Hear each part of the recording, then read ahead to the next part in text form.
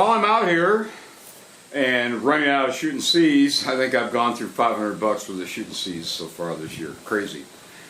Anyway, what about 2 3/4 inch 20 gauge pheasant loads? Why? Two reasons. We're talking about lead loads. There are a lot of 20 gauges out there with 2 3/4 inch chambers, so you're limited.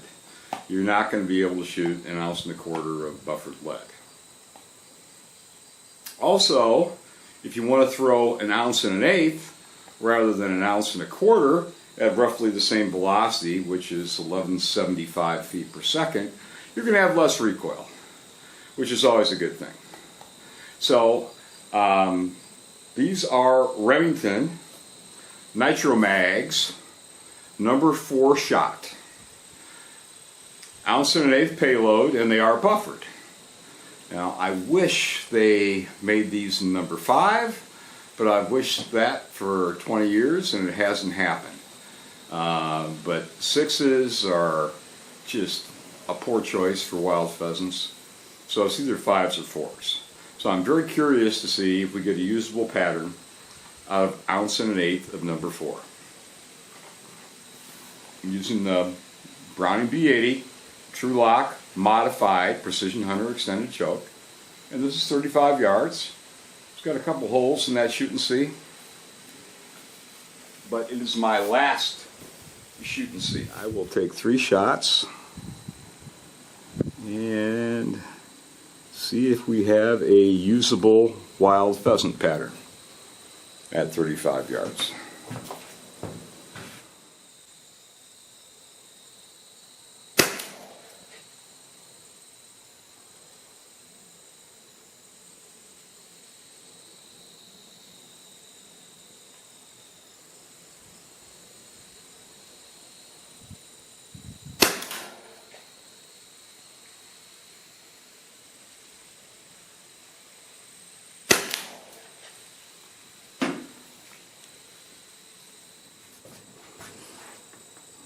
Yeah, it looks like a pretty darn good load. Certainly it's not a 50-yard load, but inside 40 yards or so, that's going to do the job.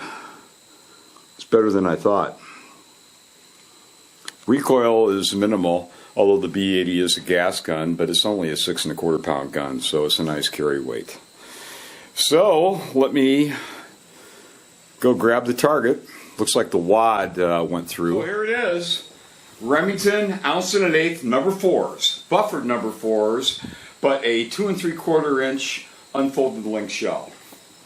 And as far as point of impact, shooting to point of aim, can't ask for anything better than that. If you compare this to what I've just done with some number 7.5 shot, this is the Browning B80 with a True Lock modified choke, Precision Hunter modified. And I think it's pretty clear that larger shot sizes do pattern slightly tighter. That, and we've got buffering going. So I'm impressed. I think if you're looking for a low recoil load with a 3-inch gun, or just say a moderate recoil load, there's nothing going on with this B80 at all, and that's off a bag, much less with hunting gear on. Just instead of a thin shirt. You're going to be happy. I will definitely hunt with this load this fall. Buffered number 4s, they carry better than 5s, and they certainly break bones better than 5s, or much less 6s, which I don't care for one bit. And larger diameter pellet, bigger wound channel. So, actually an underlooked load. I hadn't shot these for years, and I forgot how darn good they are.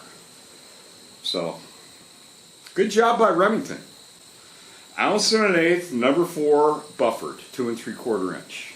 So if you got that 2 3/4 inch 1100 or Franke or whatever, and you want to go out and have a good time pheasant hunting and get them dead in the air, within range, you probably lose 5 yards or so. Not a huge amount compared to an 1.25 ounce load. You do use a little range, but not much. So I would have no problem 40 to 45 yards with this load. And I'm going to use it this fall because I like it. Should be a fun load to shoot out of a, well, I've got a Fab Arm D2 that's a lightweight gun. And perfectly matched load for that. So there we go. Good job by Remington. I'm impressed. Maybe nobody else is, but I'm telling you, I didn't expect it to do nearly this well. So again, happy hunting season. It's around the corner. Dove season's first up, and then we've got teal, later on pheasants, and of course ducks. So hopefully it's going to be a good year for everybody. So thanks for stopping by. If you like the things that I'm doing and talking about, please do subscribe. If you've got some comments, be nice. Remember, this is just an old guy in a field. But if you've got some questions, certainly pop them in the comments, or even you can email me directly. And I do answer all my correspondence. So the whole point of all this is to have more fun and be more effective every hunting season. And it's a continuing process because there's new loads, new guns all the time.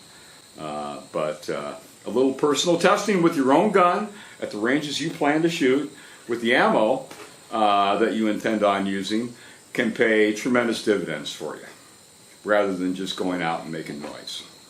So that's it. Thanks again.